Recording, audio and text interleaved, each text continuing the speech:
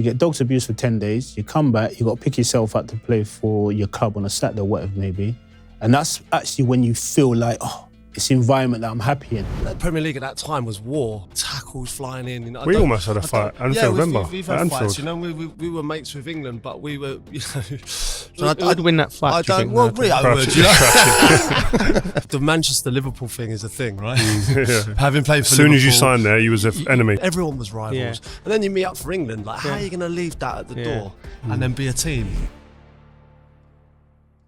Mentally, you know, you go away for 10 days, week or whatever it is, and the dogs abuse you'll get from the Monday, and considering Monday's only training, to the game on the Wednesday, to the game possibly on the Saturday is like ridiculous. So you get dogs abuse for 10 days, you come back, you got to pick yourself up to play for your club on a Saturday or whatever it may be. And that's actually when you feel like, oh, it's the environment that I'm happy in. Yeah. You know, like I said, my time with England, you go, you have a Man United table, you have a Liverpool table, and then you have a table that all the other boys will sit on. And if you want to sit on the Man United table, you're more than welcome to. If not, as Man United players, we're not bothered. You know, because there's 6 or 7 of us. You know what I mean? It might be 4 or 5 Liverpool players on the table and things like that.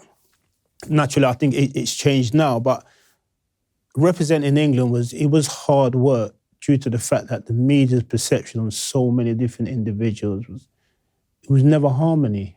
It was never, ever harmony. And then they want to pick the team. I say to people now, they turn around and say, he's not good enough.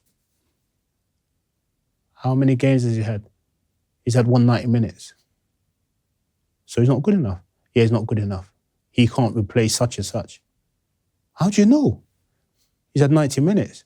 So that individual who you said he's better than, or you keep picking and saying he'll never get to that level, how did he get to that level? So when he had 190 minutes, didn't play particularly well, do you turn around and say he's not good enough? But that's the judgment it is. So if you notice lead up to any tournament, players trying to get himself in a squad, oh, he's not good, didn't take his chance. He played 75 minutes. So 75 minutes, you can justify an individual not good enough to play at international level because you're saying after 75 minutes, you watching him, he can't play at this level. Make it make sense. Do you think that we as fans and the media understand the impact that we have on players? No, you don't. No, you don't. Because I think a lot of the fans and media are living their dream. I mean, sometimes I could go on social media and I listen to people talk about football and I'm saying to myself, okay, not a problem. What's your level? What's your level? Must we never played the game, or you play Sunday League, or you might have played semi-pro. But your perception from talking about it on a social media clip, you would believe that you was elite level and you know what you're talking about. But if everyone does it, oh, what I would do this, and I watched one yesterday and someone's mimicking England playing square and back. I'm like saying to myself, you guys could not even get to that level. Yeah. Are they not still entitled to an opinion? Oh, everyone's entitled to an opinion, of course we are, yeah? But for me personally, if you can play to the opinion you're talking about, I've not got a problem with it. That's like, I would never sit here, I've got a plumber at my house or whatever, and I'll tell him, say, you know what, mate, I wouldn't do that. Mate, I can't tell you how to do your job. This is my job. Yeah? So, as you said, everyone's entitled to opinion. Yeah, of course. But your opinion is not valid to me. Yeah. But as it's not valid to me, you're arrogant. And would you mind telling us how this narrative impacts a player on the pitch? So I look at someone like Phil Foden, who looks so comfortable for Manchester City, does unbelievable things. And then you see him in an England shirt and people are critical that his performances aren't at the same level. And I do believe it's because he is thinking, this is England, this is different. I know the criticism's going to be high. I know it's going to be all over the papers. I know there's going to be memes and jokes and things. So would you explain how the way we talk about the game impacts the actual performance on the pitch of a player? Ultimately, when you're playing in a club situation, you know where you're comfortable. You know where you're going to get the ball. You know what you're more than entitled to do when you get on the ball. I think when you play for England, you've got so many people trying to impress as well. So when you talk about a team thing, it's difficult as a team as well because you got this player wants to impress, that player wants to impress. But you can't all impress together. So that's why you have to play as a team. I think when you play for England, you want to try and impress, not just for yourself, but you want to try and impress the crowd as well, the manager, the media. And it doesn't work. If you look at, for instance, if you break down how Spain ended up winning the Euros and the World Cup, because in the end they have to put all the nonsense aside, Real Madrid, Barca, put all that to the side and let's say, we're representing Spain. Yeah, we all have to buy into it. Forget what they want, we have to buy into it. I think as England players now, they've got to say, I know they keep saying, oh yeah, we need you guys. Ultimately, you need each another, to play as a team and to believe in each another. Because if you don't believe in each another, why are they going to buy into it? And once you start performing and buying into each another as a team, that's when they buy into it. And it's that simple.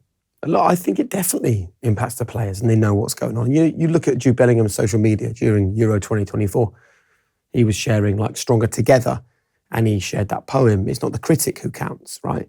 Which is all about dealing with criticism. How would you like us to talk about and to the England team to help them be the best they can be? With the respect they deserve. It's as simple as that. No one goes out there to play poorly. I mean, everybody tries. It might not be your day. We can look at the 3 games that they've played. They've not played particularly well, but ultimately, you have a squad of 26 players to make changes. Now, that's down to the manager if he's going to make changes or not. Now, if he does, he does. If he doesn't, he doesn't. But as players, you've all got to believe in each another. I mean, yeah, it's a showpiece. But as a team, you become stronger as a team. I mean, not try to outdo each other as individuals. I don't think, if you look at England at the present moment in time, how they played as a team, there's been individual glimpses of magic, i.e. Bellingham gets an unbelievable goal the other day. His performance has been at the level that he would like. No, most probably not. But he wouldn't sit here and try and flannel it and say, oh yeah, I've been absolutely unbelievable. He'd be honest. And I think sometimes what the media don't like as well, someone comes out and says, I don't like what's been said. Oh, well, you haven't been playing well, have you? Well, I know. But you think I'm trying my best not to play well? Yeah, well, you need to do better.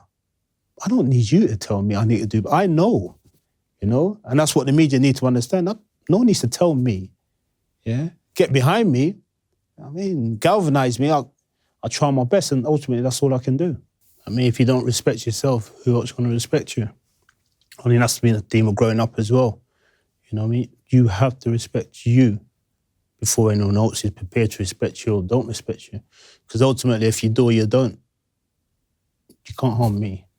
Because I know what I am, I know where I've come from, I know where I'm trying to get to. I think that mentality for me has always helped me. I mean, you can't go out there seeking approval of anybody else. Every former England player that I now work with on the telly says, playing for England was like scary. I was rigid. I was tight. I was anxious about the reaction of the media.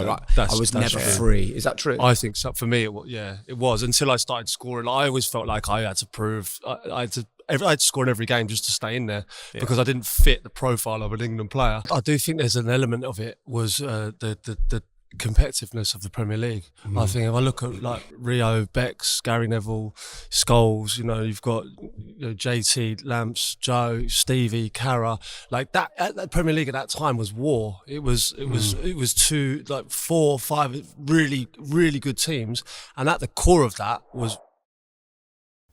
Look, I'm a huge believer in making your money work for you. And I know it's personal to everyone, but we all work so hard to make a living. Surely it's equally important to take care of the cash that we earn, right? And that's why I'm excited to introduce you to XTB. Their mission is to offer solutions that enable their clients' money to work for them. All of it simplified and accessed through a single convenient app. Put simply, they're dedicated to empowering you on your investment journey. And that's regardless of whether your horizon is short or long term. XTB offer access to stocks and ETFs with the option to invest tax-free through their flexible ISA. They also provide solutions for savings such as the intuitive investment plans, as well as interest on uninvested funds. And whilst everything money-related can sometimes feel a bit daunting, with the XTB app, you can make your money work for you. Just download the XTB app today or click the link in the description below to get going. It was 4 or 5 really, really good teams, and at the core of that were English players, and I feel that it was detrimental to the England team how competitive the Premier League was and how much you wanted to get one over on Did those you? particular teams. I felt that, but I've never heard it from someone. Did you feel that when you was in the squad? Yeah, I think you could see it. Like for me, I was quite new to it, and I think certainly the Manchester-Liverpool thing is a thing, right? Yeah. Having played for As soon as you Liverpool, signed there, you was an enemy. You were exactly right. So Alex Ferguson would put that in your head. The same as anyone from Liverpool, and even the regional thing. No matter about the teams, how successful they are, but as places, it's just a thing. And I think it's far less fractured just now. That they look like they all get on. They all like they're not at war every Saturday. Remember those games that we played in the Champions League? That was all out like intense, mentally games. exhausting, intense. Yeah. And the two managers, were rivals. Everyone was rivals. Yeah. And then you meet up for England. Like, how are you going to leave that at the door and then be a team? Yeah, I think the England national team has benefited from I don't want to say less competitive Premier League, but a less aggressive Premier League, if you like. I think we all remember, Roy Keane in the tunnel. Like, would that happen now? Little things like that. I'm talking about like horrific tackles flying in. We almost had a fight. Anfield, remember? We've had fights. We were mates with England, but we were, things would go on the pitch. I'd win that fight. I don't. Well, really, I would. I just feel like I definitely think that the Premier League is a different place now than what it was. Yeah. I think we can all agree on that. It's not, I think it's an amazing product. It's a beautiful, we all love watching it, but it's not what it was in those days. It doesn't have the subplots that it was in our time. You knew that that so-and-so's playing so-and-so. There would be some sort of subplot, whether it's the two managers at it, or there'll be a player doesn't like that player, and there'll be like a spark that could just change the whole dynamics of the game. It doesn't really seem like, and I think the reason why that isn't the same now is because, one, the personalities and characters are different, and their upbringings have been different, but also with social media, you're now, without ever meeting someone, you're a mate. So all of these players like each other's pictures, which is the culture today. They like each other's pictures and chat on Instagram, never met each other. So when they do see each other in England, it's like, what's happening? You out? Yeah? Because they've got a common place where they've been connected. Whereas if I didn't see Crouchy home and away in the games, and then I'd see him in England, I wouldn't chat to him ever again, really. I might see him on a night out, but he wouldn't remember. He'd be too drunk. But why? We never had a relationship with the media, and that's where you have to say Gareth Southgate's done a remarkable job. Why was that a problem? Every single manager I played for had a problem with issues with the media. They were leaking stories about certain players who were misbehaving, probably. Definitely. But also it just felt like it was them against us. It wasn't like we're going to the World Cup or the Euros together. Whereas the last couple of tournaments, it felt like the media have gone and said, you know what, we're in this together, guys. And he's created that.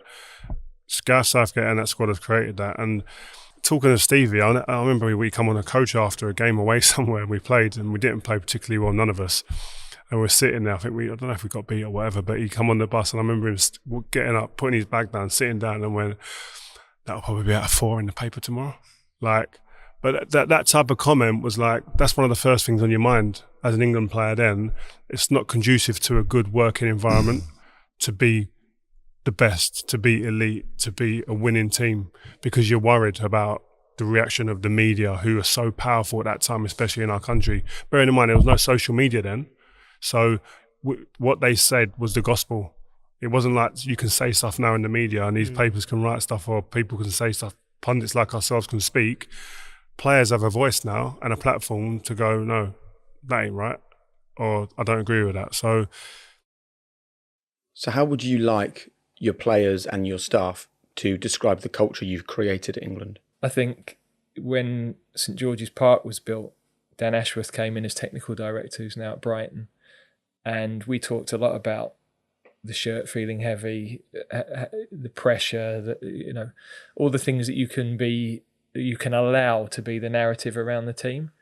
But fundamentally, how do we get people to want to come at every age group, be with England, enjoy the experience, want to come back?